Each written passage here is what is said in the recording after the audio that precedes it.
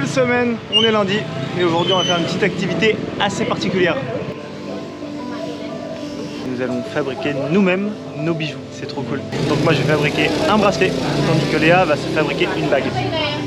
On est en train de regarder un petit peu les modèles pour s'inspirer et ensuite au boulot. Ok, it's comment on dit cuivre? Ok. No elastis, is broken. Ah, ok. Okay, like this, huh? Ok. The liquid for this one is only. Ok.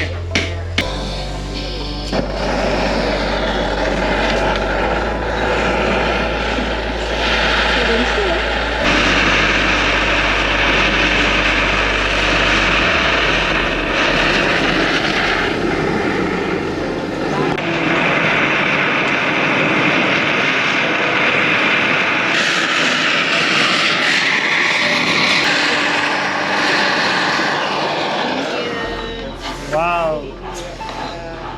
Excellent. Tu es content? Bah oui, je suis trop content.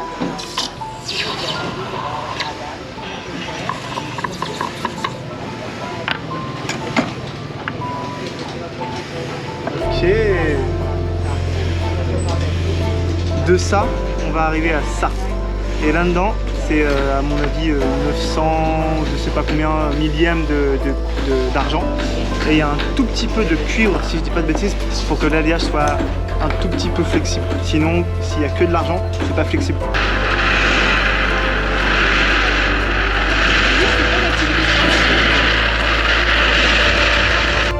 Et moi j'ai un petit morceau là et je vais essayer de faire cette petite jolie bague.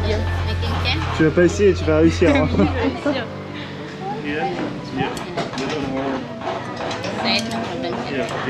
C'est l'objectif de la journée. Hein. Ting ting.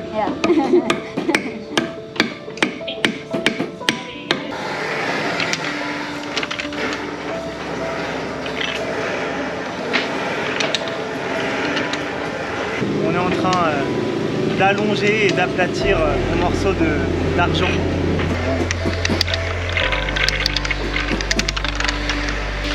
Pourquoi t'as un bague de trail? Parce qu'hier j'ai chanté du Renaud et du coup il fallait se mettre dans la peau du personnage. Du coup j'ai peut-être bu un peu trop d'alcool local. Mais c'était bon hein. C'était une bonne soirée.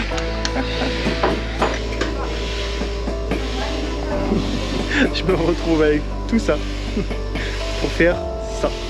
Le mien sera un peu plus grand parce que j'ai des gros poignets.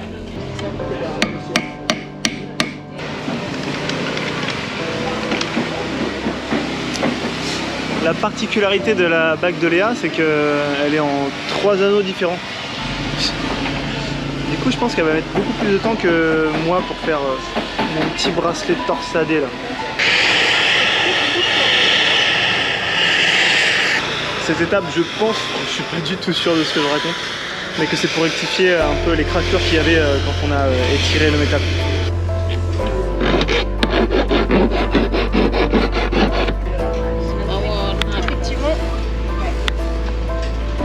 On donne la forme ovale à notre métal qui était plus ou moins carré depuis le début et on l'allonge une fois de plus. On lui donne la taille optimale pour le bijou final.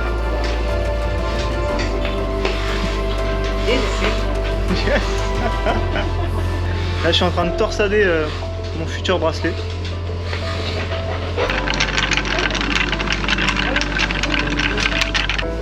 Pas l'abîmer, Together like No, no, no, no. Like this. Like this, it's okay. Okay. Yeah.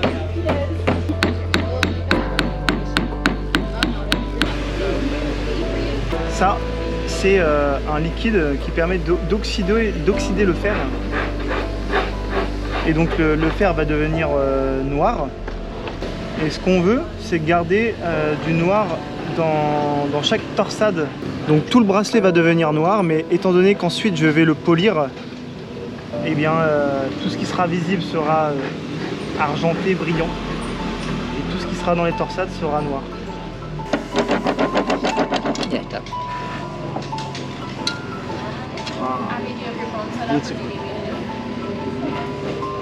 Ça ressemble de plus en plus à quelque chose.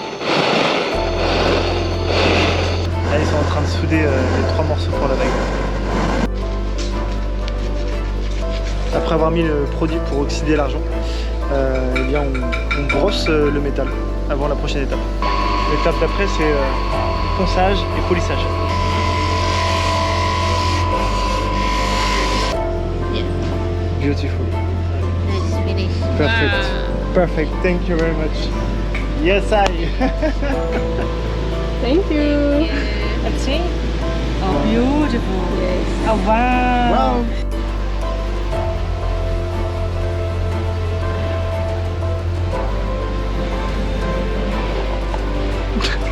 Je suis le plus heureux du monde là, franchement. L'expérience est incroyable, je vous assure. Et ouais, ils sont assez pointilleux, hein. Dès qu'ils voient un truc, ils... Ouais, ils ont vraiment le souci du détail, c'est un truc de dingue. C'est, je pense, la meilleure expérience que j'ai fait ici à Bali, c'est ce truc là. C'est trop beau, vraiment bien. Je vous mets tout de suite l'adresse et vous n'avez pas le choix. Si vous allez à Bali, allez ici, c'est excellent, vraiment. Aujourd'hui, si c'est pas une journée parfaite, on n'en est pas loin. Ce matin, les bijoux, c'était juste incroyable. On a trouvé un petit magasin avec de la viande rouge. Ça fait quasi un an que j'ai pas mangé de viande rouge. Je suis très content là, très content. Et on change de logement, on va dans une superbe villa. On a totalement craqué parce que c'est la dernière semaine à Bali. Ensuite, let's go Australie pour aller bosser. Mais je vous en parle un peu plus tard dans la vidéo. Et sur la route, pour aller dans le nord, on tombe sur ça, regardez.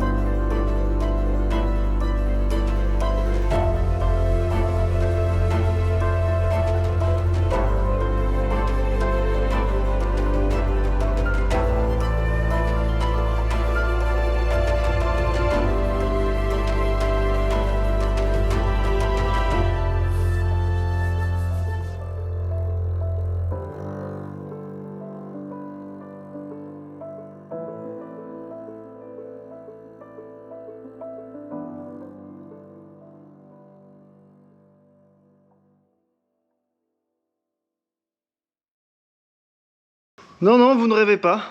On commence une nouvelle semaine dans une villa. On a payé seulement 35 € par nuit et on va rester ici 4 nuits en tout.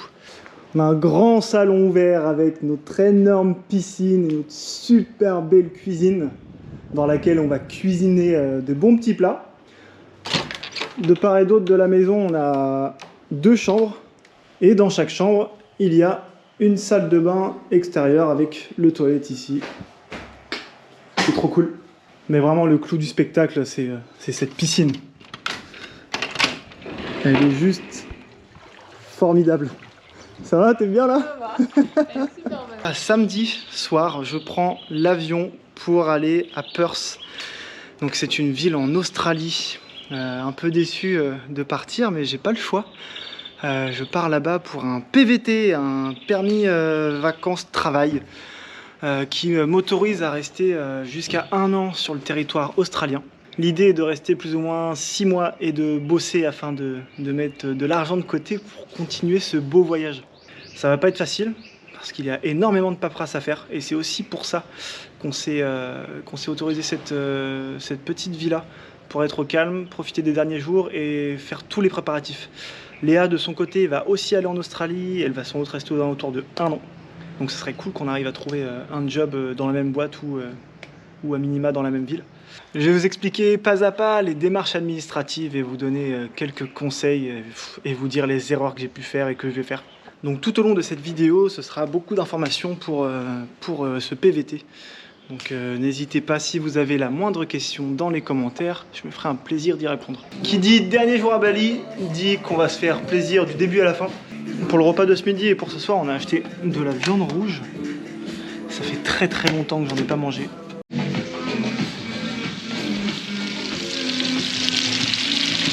Après sans doute un an sans manger de viande rouge, voici la petite assiette qu'on s'est faite.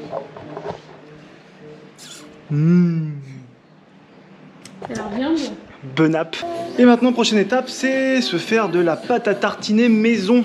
Il y a quelques jours, on a acheté ça dans une chocolaterie. Et donc, c'est du pur cacao. Ça a l'air d'être délicieux, donc on va essayer de se faire ça. On a laissé reposer notre belle petite pâte à tartiner. Donc là, elle est fraîche, elle est plus chaude. Et ça nous donne cette texture. Bah écoutez, c'est très bon. Aujourd'hui, on était censé faire des cascades.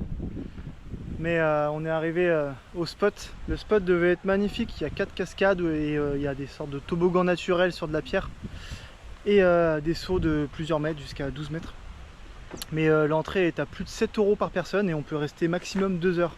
Donc on a refusé de payer 15 balles pour ça. Il y avait aussi la possibilité de payer un guide pour nous faire un tour des rizières. Et on s'est dit avec Léa, viens on se perd, on prend le scoot, on va n'importe où. Et on est au milieu des rizières.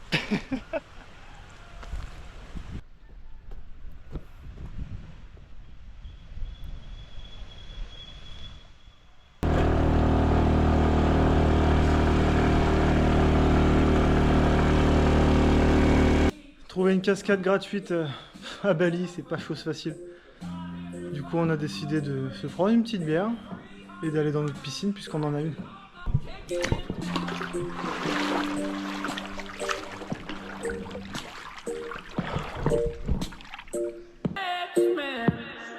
Il y aurait des fruits et légumes contaminés. Par quoi? Bah, j'ai pas encore lu. J'ai vu patates, fraises. Nous sommes jeudi et aujourd'hui, on commence les préparatifs pour l'Australie. La toute première chose à faire, c'est d'aller sur ce site internet pour obtenir son visa travail. Chose importante, il ne faut absolument pas traduire la page internet en français. Ça évitera plusieurs bugs, sinon il y a certaines étapes que vous n'arriverez pas à valider. Le coût pour ce PVT, permis vacances travail, est aux alentours de 400 €. C'est pas donné, mais ça nous permet de pouvoir être sur le territoire australien durant 1 an. Une fois que toutes les étapes sont validées, c'est assez rapide. Moi j'ai reçu mon permis en quelques secondes après avoir validé la dernière étape. Une autre étape assez importante, c'est le permis international. À savoir, vous ne pouvez pas rouler seulement avec votre permis français légalement en Australie. La demande du permis international se fait gratuitement sur ce site du gouvernement et il faut compter parfois 6 mois avant de l'obtenir. Pour ma part, ça fait plus de 10 mois que je l'ai demandé et je ne l'ai toujours pas reçu. Alors si vous n'avez pas obtenu votre permis international et que le départ approche, ne vous inquiétez pas, il y a une alternative. L'alternative, c'est tout simplement la traduction de votre permis français. L'objectif du permis international et de la traduction de votre permis français, c'est que lors d'un contrôle, l'agent de police qui est en face de vous puisse lire correctement les informations sur votre permis. La traduction du permis, c'est assez simple et peu coûteux. Les prix se situent de 20 € et ça peut aller jusqu'à 50 €. Pour ma part, j'ai payé 21 € et je vous mets tout de suite l'adresse de la personne qui me l'a traduit, ça prend même pas 24 heures. Si vous comptez aller en Australie pour travailler, il faudra obligatoirement faire des CV. Et attention, car les CV australiens sont très différents des CV français. Pour celles et ceux qui sont intéressés, n'hésitez pas à me mettre un message dans la vidéo et je vous enverrai des exemples par mail. On est vendredi et il est 10h30 et on est censé partir dans 1h30 de la villa. Donc on profite une dernière fois de la piscine. Une autre étape importante avant d'arriver en Australie et même avant de voyager tout simplement, c'est de souscrire à une assurance. Moi ça fait déjà 1 an que j'ai souscrit à mon assurance, donc je dois renouveler et ça tombe bien, comme ça je peux vous donner l'exemple. J'ai souscrit une assurance chez Shapka. Il en existe plusieurs, mais celle-ci était bien notée. Cette assurance m'a coûté aux alentours de 650 € pour 1 an et ça me permettait d'aller dans tous les pays du monde. Cette fois-ci c'est différent, je vais faire un PVT, je vais rester 6 mois en Australie, donc l'assurance va me coûter moins cher. Le site c'est celui-ci, c'est assez rapide, vous pouvez souscrire à l'assurance en moins de 5 minutes. Et dans mon cas, pour 6 mois de PVT en Australie, ça me coûtera un peu plus de 220 €. Ça reste raisonnable et c'est vraiment indispensable si vous arrive la moindre chose. Donc c'est la dernière heure dans cette magnifique villa. Je vous mets l'adresse parce que c'est vraiment pas cher. On est dans une période qui n'est pas touristique, basse période, donc on a payé 35 € la nuit. Et d'ici une semaine, on passe dans la haute saison et ça reste assez raisonnable car la nuit passe à 55 €, sachant que c'est un logement pour 4 personnes. Fin des vacances et dès demain, on prend l'avion direction Perth, l'Australie. Nouvelle aventure. Ah là c'est le jour et la nuit. On était dans notre villa tranquille, etc. Et là on est obligé de reprendre la route de l'allée qui était totalement catastrophique et des montées comme ça. À l'allée c'était les descentes, là c'est les montées. Franchement j'ai peur que le scoot rende l'âme avant la fin de la montée. Mais là le scooter il nous fait peur, il pue. On a déjà cassé un, j'espère qu'on va pas en casser un deuxième. Nous sommes samedi et ce sont les dernières heures à Bali, à Denpasar. On est juste à côté de l'aéroport. Et oui, je vais devoir prendre l'avion. Et pourquoi j'ai fait ce choix? Tout simplement parce que j'ai regardé les prix pour aller jusqu'en Australie en bateau. Il y a potentiellement une solution, ce serait de monter dans un bateau cargo. Sauf que c'est très coûteux et on ne sait jamais réellement quand est-ce que le cargo va partir. La traversée peut prendre 2 à 3 semaines et le coût de la traversée est d'environ 1500 €. Sachant que le billet d'avion de Denpasar à Bali pour aller jusqu'à Perth en Australie nous coûte un peu plus de 70 € par personne. Notre avion est à 23 h ce soir et nous arrivons demain à 3 h du matin. Pour économiser une nuit, on va sans doute dormir dans l'aéroport en arrivant si c'est possible. Nous sommes à l'aéroport. Fini les plats à 1 € dans les restos. On ne sait pas à quoi s'attendre. On n'a pas fait énormément de visites cette semaine. On s'est reposé et on a surtout préparé notre arrivée en Australie. Mais dès la semaine prochaine, à mon avis, ça va être assez mouvementé. Je vous souhaite un bon week-end et je vous dis à la semaine prochaine.